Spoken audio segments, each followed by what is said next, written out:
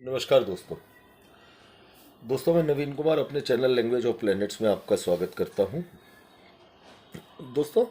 अक्सर देखने को मिलता है कि बहुत बड़ी संख्या में कुछ लोग ऐसे होते हैं हमारे आसपास जिन्हें आने वाली या भविष्य में होने वाली अच्छी या बुरी घटनाओं का पूर्वाभास हो जाता है। उन्हें पहले से इस बात का एहसास हो जाता है कि ये घटना घट सकती है या ये घटना घटने वाली है, ऐसा शुभ होने वाला है या ऐसा अनिष्ट होने की संभावना बनी हुई है। दोस्तों, पूर्वाभास या अदृश्य शक्ति को महसूस कराने वाले कुछ विशेष ज्योतिष योग होते हैं। वास्तव में देखा जाए तो यह स्थिति शनि तथा गुरु के बलि होने पर बनती है। इन शक्तियों के कुछ गुण तो लगभग सभी व्यक्तियों में पाए जाते हैं, लेकिन इनकी पूर्णता, इस अदृश्य शक्ति की पूर्णता बहुत गिने चुने लोगों में होती है। कई मनुष्य जो होते हैं, कई लोग जो होते हैं, जिनके अध्यात्म में जाने के कारण उनके अंदर ये प्रवृत्ति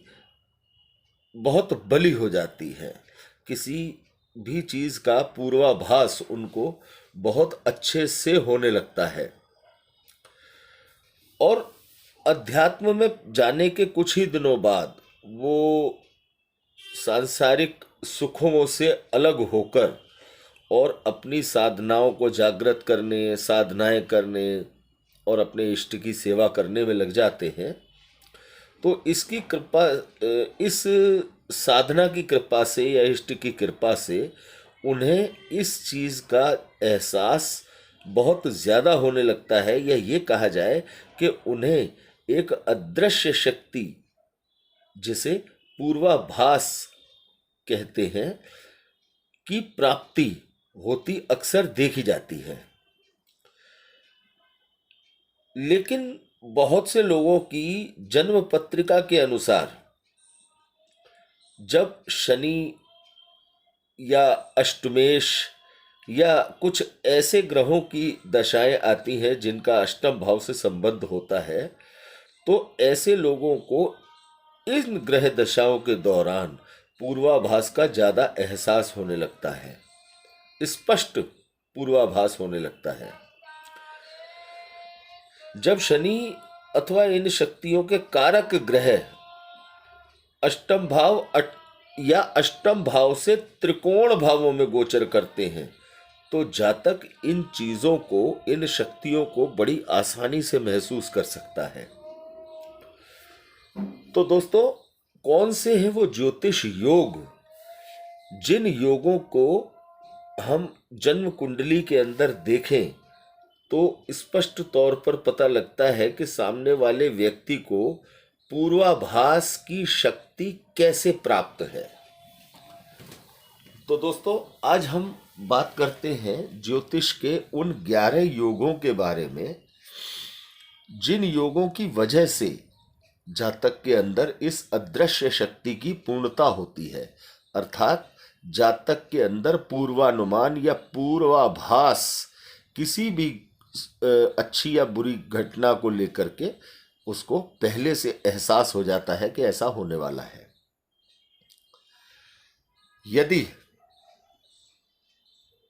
गुरु, शनि, चंद्रमा और राहु की युति अष्टम भाव में हो तो जातक को इस तरह के पूर्वाभास निश्चित तौर से काम करते हैं। दूसरा योग है दोस्तों, गुरु लग्न में हो, शनि कुंडली के 8वें भाव में हो और अष्टम भाव का स्वामी चंद्रमा के साथ नवम में या पंचम भाव में हो। ये ग्रह स्थिति होने पर भी जातक को काफी अच्छा पूर्वाभास होने लगता है किसी भी घटना के संदर्भ में। इसके अलावा तीसरी ग्रह स्थिति है दोस्तों, शनि और चंद्रमा की युति पंचम भाव में हो और साथ में अष्टम भाव के अष्टम भाव का संबंध किसी भी प्रकार से कुंडली के पंचम भाव से या लग्न से हो जाए या लग्न के स्वामी से हो जाए। ये ग्रह स्थिति भी अक्सर देखी जाती है पूर्वाभास की जिम्मेदारी देते हुए। चौथी स्थिति है दोस्तों नवमेश और अष्टमेश, यानी कुंडली के अष्टम भाव के स्वामी और नवम भाव के स्वामी का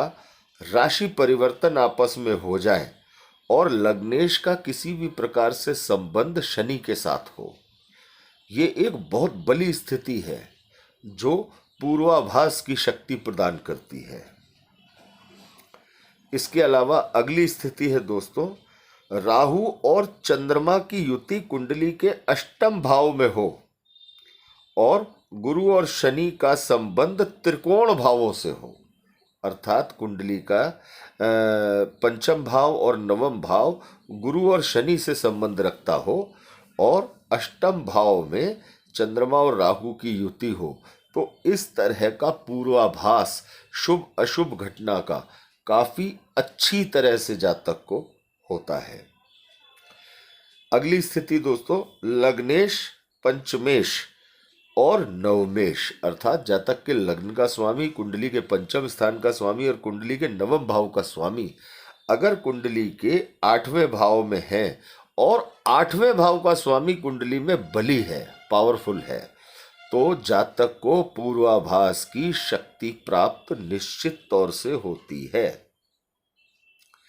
इसके अलावा दोस्तों अगली स्थिति है शनि और चंद्रमा की युति यदि अष्टम भाव में हो जाए और अष्टम का संबंध कुंडली के पंचम भाव या नवम भाव से हो जाए, अर्थात शनि और चंद्रमा आठवें भाव में बैठे हो और अष्टम भाव का जो स्वामी है उसका संबंध कुंडली के पांचवें या नवें भाव के स्वामियों के साथ हो जाए, तो जातक को पूर्वाभास पूर्वानुमान की जबरदस्त शक्ति प्राप्त होती है। अगली स्थिति है दोस्तों गुरु कुंडली में नवम भाव का स्वामी हो या किसी भी प्रकार से नवम भाव से संबंध बनाता हो, राहु या शनि में से किसी एक ग्रह का संबंध गुरु के साथ हो तथा अष्टमेश यानी अष्टम भाव के स्वामी का संबंध कुंडली में पंचम भाव से हो, तो दोस्तों ये एक बहुत प्रभावशाली स्थिति है किसी भी प्रकार की घटना का पूर्वानुमान या पूर्वाभास होने की। अगली स्थिति है दोस्तों अष्टम भाव और अष्टमेश का संबंध, अष्टम भाव या अष्टमेश का संबंध शनि या पंचम भाव या नवम भाव के साथ हो।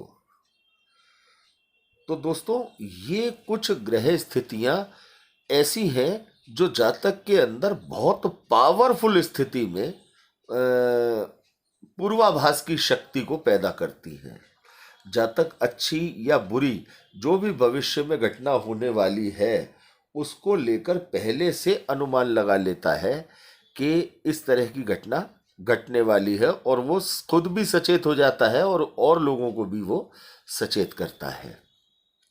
तो दोस्तों इस तरह के अन्य ज्योतिष योगों को लेकर, शुभ अशुभ ज्योतिष योगों को लेकर हम आपके सामने उपस्थित होते रहेंगे। यदि ये वीडियो आपको अच्छा लगा हो तो ज़्यादा से ज़्यादा लाइक करें, ज्योतिष पसंद करने वाले लोगों के साथ इसे शेयर करें और चैनल को सब्सक्राइब करना ना भूलें। धन्यवाद दोस्तों।